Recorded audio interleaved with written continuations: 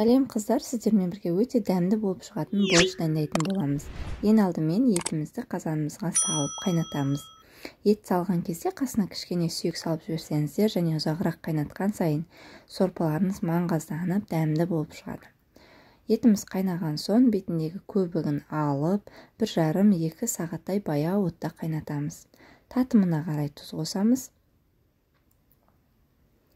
Одан соң мен картоп салдым, және қалауларыңызша көкөністер салсаңыздар болады. Картопымызды қосып, бір қайнатып аламыз. Одан соң үстіне орам жапырағымызды, яғни капустамызды қалауларыңызша турайсыздар, майдалау немесе ірілеу етіп турасаңыздар болады. Капустамызды салып, бұны да бір қайнатып және астын басып қойып қоямыз.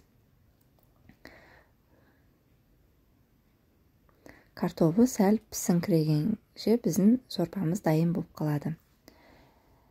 Пісуге сәл қалған кезде біз бетіне жаңағы қуыратын заттарымызды бөлек қуырып аламыз.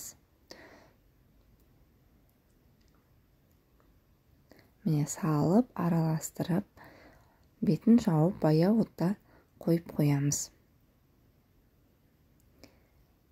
Енді бөлек ыдысқа, яғни сковородкамызға пиязымызды салып қуырамыз.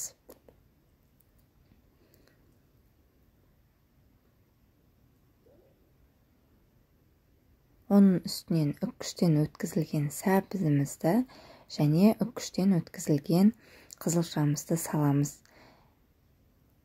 Осылай жасасаңыздар, сіздердің жаңағы қызылшаның түсі кетпей, қып-қызыл болып сорпаға шығатын болады. Және сіздердің борщтарыңыз өте дәмді болып шығады.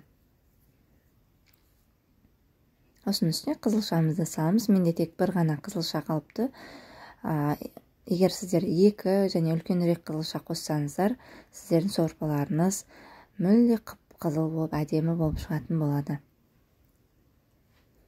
Осыны жақсылап қуырып алғаннан кейін, жаңа қайнап тұрған сорпамыздың үстіне қосып, бір араластырып және тағы бір бұрқ еткізіп қайнатып аламыз. Осымен біздің сорпамыз дайын.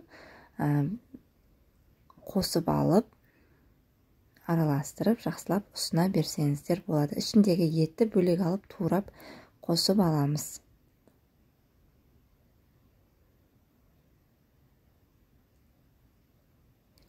Міндетті түрде осылай жасап көріңіздер. Сіздерге ұнайтынына сенімдімін. Барлықтарыңызға ас болсын. Сіздермен бірге болған назым.